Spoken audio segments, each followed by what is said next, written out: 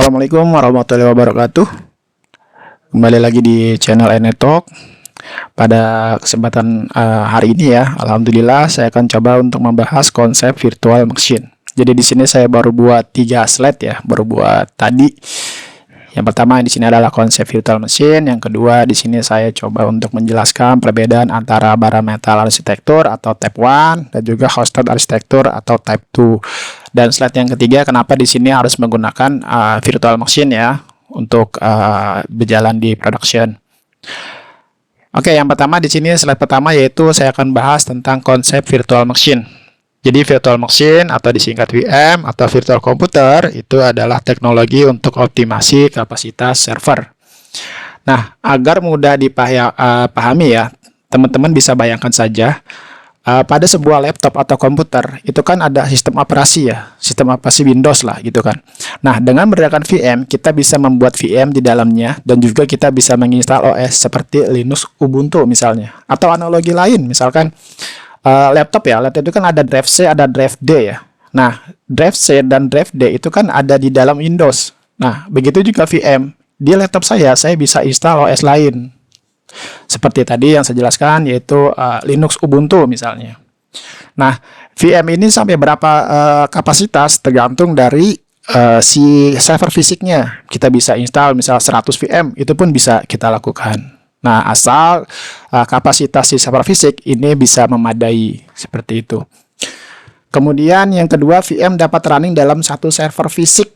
Nah, ini VM ini bisa running dalam satu server fisik. Jadi seperti yang tadi saya jelaskan, gambarannya adalah laptop ya. Laptop ini adalah server fisik ya. Dan si VM ini adalah virtualisasi, bukan fisik ya. VM ini bukan fisik, bisa running di dalam satu server fisik, seperti itu. Kemudian yang ketiga adalah penggunaan resource server bisa diatur. Nah, ini kita bisa ngatur nih. Di sini maksudnya adalah mengatur, di sini kita bisa mengontrol ya pembagian resource pada masing-masing VM. Misalnya nih terdapat 2 buah VM di dalam laptop, ya kan? Di dalam laptop ini ada 2 VM. Yang pertama kita bisa alokasikan storage misal 20 GB. Nah, misalnya adalah 1 core CPU, 1 GB RAM. Nah, kemudian yang kedua VM2 ya, kita bisa alokasikan hard disk 40 GB misalnya. Nah, itu tentunya si laptop saya ini mempunyai kapasitas misal ya 100 GB atau 120 GB misalkan. Nah, 120 GB itu kita bisa alokasikan 20 GB itu untuk VM1, 20 GB, 40 GB lagi itu untuk VM2. Seperti itu. Jadi kita bisa atur nih sesuai dengan kebutuhan aplikasi kita, seperti itu. Kemudian lanjut di sini adalah saya coba akan menjelaskan perbedaan antara bare metal arsitektur dan juga hosted arsitektur. Type 1 itu bare metal, type 2 itu adalah hosted arsitektur. Nah, di sini kita lihat pada bare metal arsitektur di sini ada 3 tingkatan yaitu yang pertama adalah hardware, kemudian yang kedua hypervisor. Jadi di atas hardware ini ada hypervisor software atau VMM. Di hypervisor software ini dibagi menjadi 2 lagi, yaitu OS1 dan juga OS2. Nah, contohnya apa? Contohnya pada hypervisor ini contohnya teman-teman mungkin pernah dengar yang namanya Proxmox ya atau ESXi. Nah, bedanya apa antara Proxmox dan ESXi? Kalau Proxmox ini open source, tentunya adalah free atau alias gratis. Sedangkan ESXi ini adalah berbayar. Nah, tentunya kalau berbayar itu ada supportnya. Nah, kalau teman-teman ingin implementasikan di kantor, itu saya rekomendasikan tentunya yang berbayar ya, atau ESXi. Kenapa? Karena memang ESXi ini ada local supportnya ya. Nah, tentunya adalah di sini teman-teman harus membayar license-nya seperti itu. Nah, kalau Proxmox ini biasanya digunakan untuk belajar ya. Jadi untuk belajar, untuk mengetahui seluk-beluk apa itu virtualisasi, teman-teman bisa install Proxmox seperti itu. Nah, sepertinya tentunya di sini OS1, OS2 sebenarnya di sini seperti yang tadi saya jelaskan ya. Teman-teman bisa menginstal banyak VM tergantung dari CPU, memori, hard disk atau kapasitas si hardware fisik tersebut. Nah, seperti itu. Jadi di atas hardware ini ada hypervisor. Nah, di atas hypervisor ini ada OS2 hypervisor. Ini contohnya adalah Proxmox atau ESXi gitu ya, teman-teman ya. Kemudian adalah type 2, ini adalah hosted arsitektur, di mana di sini ada satu tingkatan lagi ya. Kalau di bare metal, hardware, hypervisor. Nah, kalau di hosted ini ada hardware, kemudian juga ada host OS. Nah, ini contohnya adalah laptop ya. Jadi kalau di laptop itu kan ada hardware, ini laptop saya diinstal di OS. Nah, OS ini ada Windows ya. Windows kita bisa install. Contohnya di sini VM ya. So, di sini saya lupa, sorry. VMware ya. VMware atau VirtualBox ya. VirtualBox. Maaf, di sini saya lupa tulis. Oke, untuk tab 2 di sini contohnya adalah VMware, di mana VMware ini adalah berbayar, VirtualBox ini free ya, alias gratis seperti itu. Nah, pada sistem atau tab 2 atau hosted arsitektur, ini kita punya host OS. Nah, OS ini kita bisa install di laptop ataupun di komputer.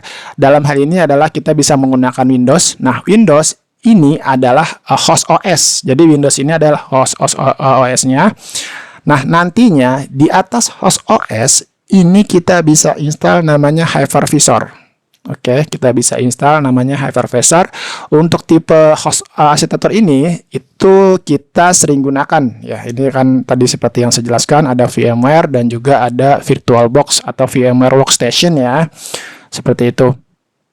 Jadi kesimpulannya antara bare metal ini tidak ada host OS, tapi kalau hosted arsitektur di atas komputer itu ada host OS. Nah, itu bedanya di situ. Oke.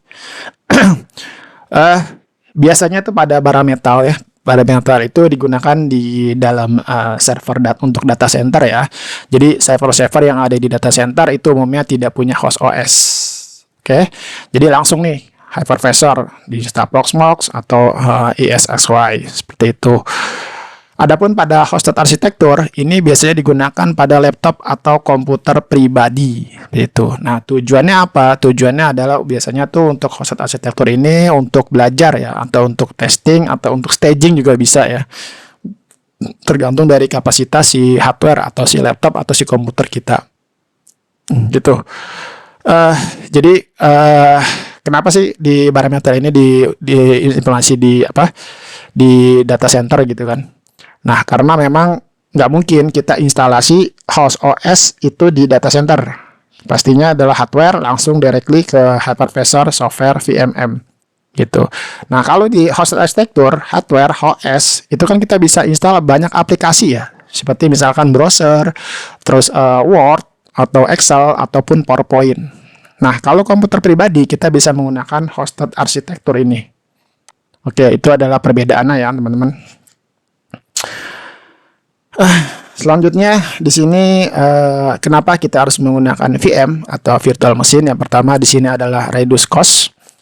Reduce cost di sini maksudnya adalah kita tidak perlu membeli ya atau mendeploy server physical, tetapi dengan VM ini kita bisa membuat beberapa virtual machine yang running pada hypervisor. Nah, tentunya pada reduce cost ini muncul beberapa cost ketika kita mempunyai banyak server.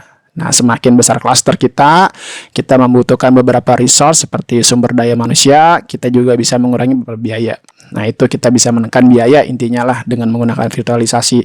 Yang kedua adalah consolidate. Nah, consolidate di sini di mana kita bisa menekan biaya pembelian physical server termasuk device itu sendiri. Kemudian yang ketiga, optimasi investment. Nah, ini contohnya adalah ini ya, scale up dan juga scale down atau scaling lah gitu kan. Maksudnya apa sih scaling itu? Jadi maksudnya adalah apa yang kita gunakan termasuk CPU, memori dan lain itu bisa kita gunakan secara optimal atau kita bisa upgrade suatu ketika. Contohnya gini, pada scalability itu kita ambil contoh misal server atau aplikasi. Nah, server atau aplikasi kita itu kita bisa adaptasi ya sesuai dengan kebutuhan. Misalnya semakin lama traffic itu semakin besar dan konsisten, ya maka kita bisa scale up, kita bisa upgrade gitu kan. Kita bisa upgrade sesuai dengan kebutuhan si aplikasi ataupun si server tersebut gitu. Atau kita bisa down juga ya, kita bisa turunkan sesuai dengan traffic ya. Traffic website itu kalau kita semakin menurun, kita bisa scale down, kalau semakin meningkat, kita bisa scale up seperti itu. Tentunya adalah dengan konsisten ya, seperti itu. Kemudian yang keempat itu power konsumsi. Nah, ini kita bisa hemat ya power konsumsi. Dengan adanya VM ini kita tidak perlu menjalankan server fisikal atau bare metal sesuai aplikasi yang kita gunakan. Tapi dengan VM ini kita bisa running beberapa VM ya. Jadi kita bisa menghemat kapasitas power. Yang kelima adalah downtime server. Downtime server kita bayangkan ya, kita bisa membeli server fisikal. Itu pastinya kan prosesnya panjang ya, belum nanti order order perangkat, tiktokan sama procurement seperti itu, atau bagian pengadaan seperti itu. Nah, kalau VM kan kita nggak perlu tuh, kita satu versi fisik ya udah, kita secara fisik itu kita bisa install banyak VM. Jadi intinya adalah yang kelima ini downtime server. Tentunya adalah sangat efisien ya, karena akan memakan waktu yang sangat panjang nih biasanya kalau kita beli order server fisik lagi. Dan juga kelebihannya adalah estimasi ya, estimasi untuk instalasi itu bisa sampai 1 pekan ataupun 1 bulan. Nah, tetapi dengan menggunakan VM ini kita bisa hemat waktu ya, tentunya tidak lebih dari 1 pekan ya. Biasanya tuh cuma nggak sampai 1 hari, bahkan 1 jam juga nggak sampai. Paling dalam hitungan detik lah kita bisa buat VM gitu kan. Oke, itu sedikit perkenalan virtualisasi dari saya. Jadi di sini intinya adalah tab 1 dan tab 2 dibagi menjadi 2 ya, bare metal arsitektur dan host arsitektur. Oke, teman-teman kalau misal belum jelas bisa di chat di kolom komentar ya. Insya Allah kalau ada waktu saya akan coba jawab, atau kita bisa diskusi, atau kalau penjelasan saya di sini masih keliru silakan ya, bisa direvisi. Nanti coba akan saya bahas lagi atau saya akan revisi seperti itu. Oke, demikian untuk pembahasan virtualisasi. Next saya akan coba lanjutkan nanti materi atau praktek ya tentang virtualisasi. Oke, demikian untuk video ini, semoga bermanfaat. Wassalamualaikum warahmatullahi wabarakatuh.